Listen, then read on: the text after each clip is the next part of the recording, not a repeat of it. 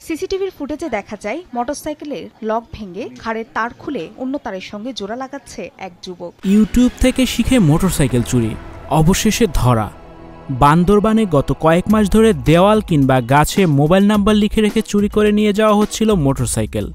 চাঞ্চল্যকর এই চুরির ঘটনায় জড়িত চোরকে গ্রেপ্তার করেছে পুলিশ। মোটরসাইকেলের লক ভাঙার এই অভিনব কৌশল ইউটিউব দেখে শিখেছে চক্রটি। বৃহস্পতিবার বেলা 11:30টায় বান্দরবান পুলিশ সুপার কার্যালয়ে আয়োজিত সংবাদ সম্মেলনে পুলিশ সুপার শহীদুল্লাহ কাউসার বিষয়টি নিশ্চিত করেন।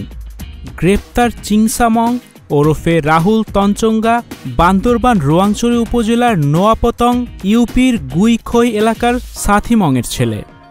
স্টুডিও 4D আপনাদের জন্য নিয়ে এসেছে শীতাতাপ নিয়ন্ত্রিত স্টুডিও সুবিধা, আছে অত্যাধুনিক মেকআপ রুম। বিস্তারিত জানতে এখনই কল করুন 01974860664। হাউসটি দেখতে চলে আসুন আমাদের ঠিকানায় সেক্ষেত্রে রোড নাম্বার 9 বাড়ি 24। পুলিশ সুপার বলেন, গত 20 নভেম্বর বান্দরবান পৌরসভার 8 নম্বর ওয়ার্ড মেম্বারপাড়া এলাকা থেকে রাত 3:30টায় বাসার গেইটের তালা ভেঙে পার্কিংয়ে থাকা দুইটি মোটরসাইকেল চুরির ঘটনা ঘটে। এতে মামলা দায়ের করেন ক্ষতিগ্রস্ত মোহাম্মদ সাইদ।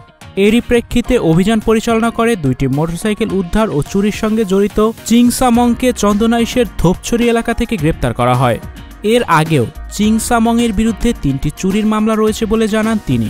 প্রাথমিক স্বীকারোক্তির বরাতে পুলিশ সুপার আরও জানান, ইউটিউবের সাহায্যে মোটরসাইকেলের লক ভাঙা ও দুইটি তারের সংযুক্তির মাধ্যমে চাবি ছাড়া মোটরসাইকেল চালু করার কৌশল আয়ত্ত করেন চিংসামং।